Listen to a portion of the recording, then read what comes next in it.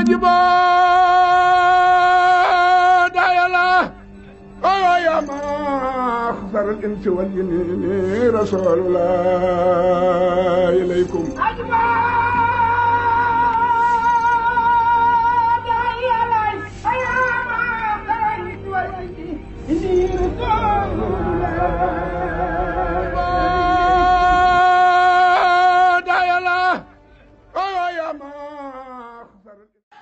Le soleil s'est levé à nouveau, mais aux confins de l'extrême Occident. Ainsi annoncèrent les textes anciens l'apparition du Mahdi en endroit situé en Afrique de l'Ouest. Le soleil s'est levé à l'ouest, mais cette fois-ci, son ascension n'est pas rythmée par le chant du coq, mais plutôt par la formule d'unicité de Dieu, la ilaha illallah. Le soleil, le Mahdi, réincarnation du prophète venu clôturer un cycle enclenché sur les terres lointaines d'Arabie, par Sayyidil Awwalin wal Akhirin. Adibo Dayalay, un cri de ralliement lancé donc il y a plus d'un siècle par Seydina Limamoulaye, ici sur les rivages de cette masse bleue. Ses contemporains crièrent alors à l'hérésie, mais le saint homme, illettré, qui n'avait comme seules occupations que la pêche et le travail de la terre, persista et signa. Persécuté, couvert de colibés, il ne varia guère dans ses dires. Mohammed s'était endormi, Mohammed s'est réveillé. Il intimant à la mer de reculer pour libérer de l'espace exclusivement consacré au culte du Dieu unique. Diamalay, la Terre Sainte, éternellement drapée dans sa couleur immaculée, abrite aujourd'hui son mausolée.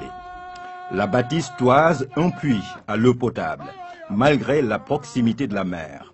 Le coin est aujourd'hui devenu un point de ralliement.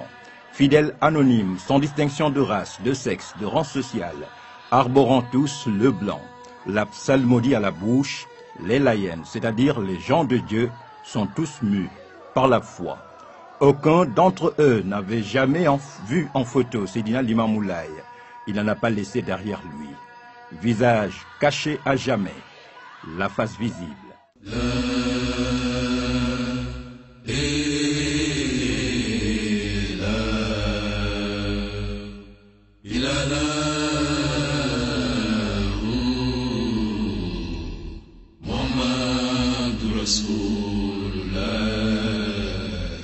Sallallahu alayhi wa sallam.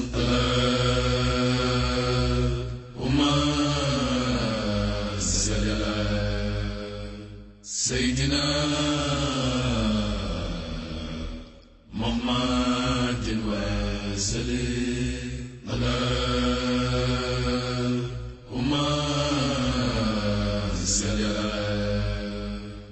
Sayyidina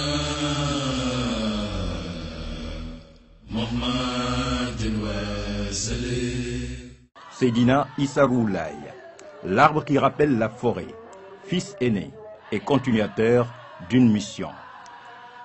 Mohammed reviendra à la fin des temps, accompagné de Jésus ibn Mariam, avait prédit les textes anciens. Yoff, Cambérène, Ngor, la grande épopée partie d'ici, d'une lumière enfouie dans une grotte pendant plus de 1000 ans. Le site a été baptisé miraculeusement par les colons, Al-Mahdi. L'endroit attirait jadis des pèlerins mystérieux.